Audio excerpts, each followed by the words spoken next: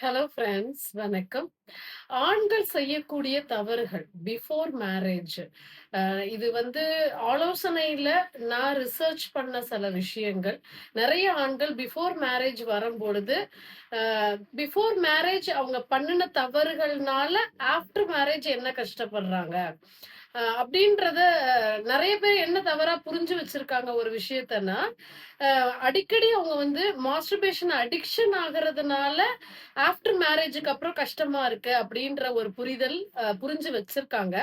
ஆனா, அது வந்து ஒரு அடிக்ஷன் ஸ்டேஜ் போகும்பொழுது தான், அது உங்கள பாதிக்குதே ஒழிஞ்சு, நார்மலா ஒரு மாஸ்டர்பேஷன் பழக்கம்ன்றது, ஒரு டெய்லி ஒன்ஸ் அப்படின்றத ஒரு ஒரு பாதிக்கக்கூடிய விஷயமா நான் எங்கேயுமே சொன்னது கிடையாது.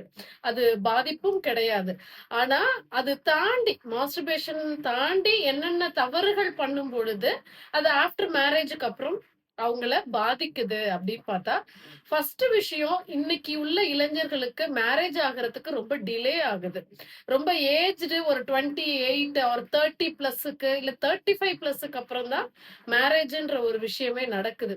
அப்போ அன்டில் அவங்களால அத வெயிட் பண்ண முடியாம நெறைய வந்து ஒரு லேர்னிங் பிஹேவியர் புதுசு புதுசான செக்ஷுவல் பிராக்டிசஸ வந்து அவங்க பழகிடுறாங்க. அதுல முதலாவதா நான் சொல்லக்கூடிய விஷயம் என்னன்னா, நெறைய ஆண்கள் ஆலோசனையில வந்து அவங்க சொல்லக்கூடியது என்னவா இருக்குன்னா, டிரான்ஸ்ஜெண்டர் கிட்ட நானு ந நெறைய பழக்கவழக்கங்கள்ல ஈடுபட்டேன்.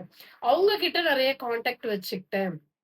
அப்போ அவங்க கிட்ட ஈடுபட்டுட்டு, அதுக்கு அப்புறம் அதே மாதிரி தன்னுடைய ஓரின சேர்க்கை, அதாவது தன்ன மாதிரி இன்னொரு ஆண் கிட்ட பழகக்கூடிய அ பிசிக்கல் ரிலேஷன்ஷிப்ல ஈடுபடுறது. சோ அந்த பழக்கவழக்கத்திலயும் ஈடுபட்டிருக்கேன். அதுக்கப்புறம் நெறைய போன் வீடியோஸ் பார்த்து, அதுக்கு அடிக்ஷனாவே போன் வீடியோஸ் பார்த்தா தான் என்னால ஒரு பிசிக்கல் ரிலேஷன்ஷிப்ல மனைவி கிட்ட ஈடுபட முடியும் அப்படின்ற ஸ்டேஜுக்கு பிஃபோர் மேரேஜே பழகி வச்சிருக்கிறது. சோ இது மாதிரியான விஷயங்கள ஒரு டிரான்ஸ்ஜெண்டர் கிட்ட, அதாவது இயற்கைக்கு மீறின விஷயங்கள் வச்சுக்கிறதும், தன்ன மாதிரியே ஒரு ஓரின சேர்க்கையாளரிடம் வச்சுக்கிறதும், அதுக்கப்புறம் நெறைய போன் வீடியோஸ் பார்த்து அடிக்ஷன் ஆயி அந்த பழக்கவழக்கத்துல ஈடுபடுறதும், திருமணத்துக்கு அப்புறம் என்ன பாதிக்கப்படுறாங்க அப்படின்னா, தன்னுடைய மனைவி கிட்ட ஒரு இயற்கையான ஒரு பெர்ஃபார்மன்ஸ் அவங்களால பண்ண முடியாம போகுது.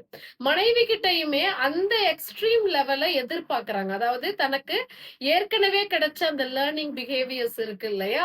அது போலவே மனைவியுமே நமக்கு வந்து திருப்திப்படுத்துவாளா? மனைவியுமே ஒரு சாட்டிஸ்ஃபைடு செக்ஸ் அப்படின்றது அவங்கள பொறுத்தவரைக்கும் எப்படி இருக்குன்னா, தான் பழகி வச்ச விஷயங்கள். அது புதுசா ஒரு மனைவி வரும்பொழுது அவங்க எல்லா விஷயங்களையும்